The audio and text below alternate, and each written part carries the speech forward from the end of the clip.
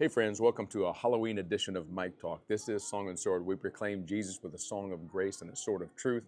You know, traditionally, like back in the 8th century, Pope Gregory made this All Hallows Eve, the day before November 1st. And it's mixed in with some Celtic traditions and stuff, but it doesn't have to be about Satan. It has to be about candy. And that's what we're going to, Lord willing, Sarah and I will be home this afternoon, and we'll be able to go trick-or-treating with Israel, who's on the mend doing well. Thank you guys for praying for him. And I hope you guys are doing well. Text prayer to that number on the screen. We'll be praying with you and for you. And I'm going to dress up as an old man senior pastor. That's what I'm going as tonight. So if you see me around, say hi to me. But God bless you guys. Hope you have a great day. Sarah and I are now anxious into this next 2 months. One of the reasons I took this break is because November and December is going to be a headlong rush of giving and ministry, and we're excited about all of it. We're excited because we're really going to push, and then you're going to hear about this at the last week of November, a great push to do something for the future. I got a vision for the future that's amazing, and will be our special offering in December. All kinds of other things I want to tell you. Time changes this Sunday, so don't forget to not be too early. Set your clocks back and get that hour back. And then, of course, we're doing Operation Christmas Child again this year. Over 300 boxes will be available for you to pick up this week at 401 East Jefferson Street at 9 or 10:30. We'll fill those and send those back out before Easter so that kids all throughout the world, and I mean literally throughout the world, will get a gift, and then they'll get the story of Jesus Christ. So that's just the tip of the iceberg of what we're doing. But God bless you guys, and I hope you're doing well. I want to continue in 2 Corinthians chapter 5 with a key word here that's going to help us understand our place and finding our place and persevering in all this stuff that's going on in this world. Oh yeah, one other thing, if you want to bring some food this week for our food pantry, because of the government shutdown and all that's happening with that, it's going to start hitting people Saturday. And so we're going to need to give more food away. So stay tuned for more of that. But all of that to say, 2 Corinthians chapter 5, and it's just picking up where we left off yesterday. Verse 18, we'll start 2 Corinthians 5:18 through the end of the chapter. All this is from God, who reconciled us to himself through Christ and gave us the ministry of reconciliation. That God was reconciling the world to himself in Christ, not counting men's sins against them. And he's committed to us this message of reconciliation. Now here's the new stuff. We are therefore Christ's ambassadors.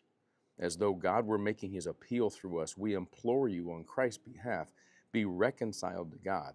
God made him who had no sin to be sin for us, so that in him we might become the righteousness of God. This ministry of reconciliation that God's given to us. Now, Paul's talking about this as apostles. Why is Paul in Corinth? Why did Paul go to Philippi and Thessalonica and Berea? Why does he visit all these places we've talked about in our destination study? Because he's an ambassador. Why are you at school today? Why are you going to work today? Why do you live in the neighborhood? Why are you going to go knock on strangers' homes today? Because you are an ambassador. You are an ambassador of Jesus Christ. That word is an interesting word, presbyteros. Presbyteros is the Greek word, and we get the word presbytery from it. In some cases, the word means old or old man, older. But in this case, also the double meaning of this word is ambassador. Think of it this way: someone who's mature enough to represent the king. Usually an ambassador is someone who has an official role. They go and they represent their boss, their king, their superior. They represent them in an official role. They're an official that comes to town and go, hey, anything that I say, I represent the king.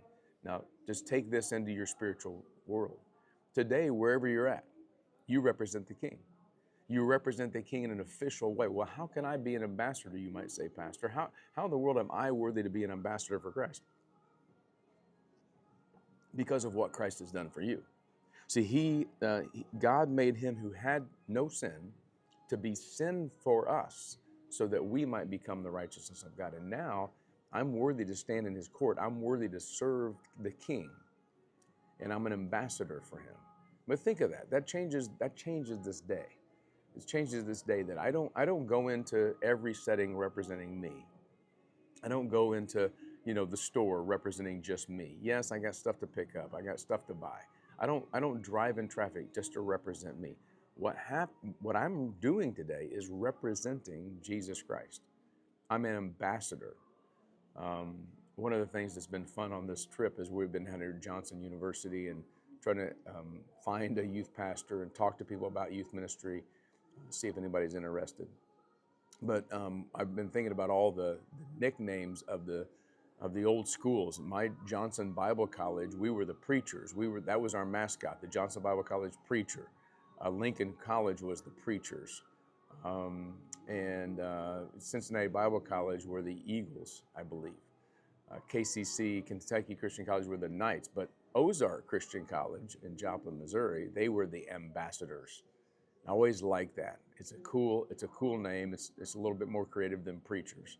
By the way, my alma mater, Johnson University, it's not Johnson Bible College anymore. They still do preaching, still a good preaching school. They're not the preachers anymore. They're the Royals, and it has this really, blue lion. Why did I tell you all that? Because mascots matter. And if you think of yourself as a mascot today who represents who you are, you're an ambassador. You're an ambassador for Jesus Christ. You represent him everywhere you go.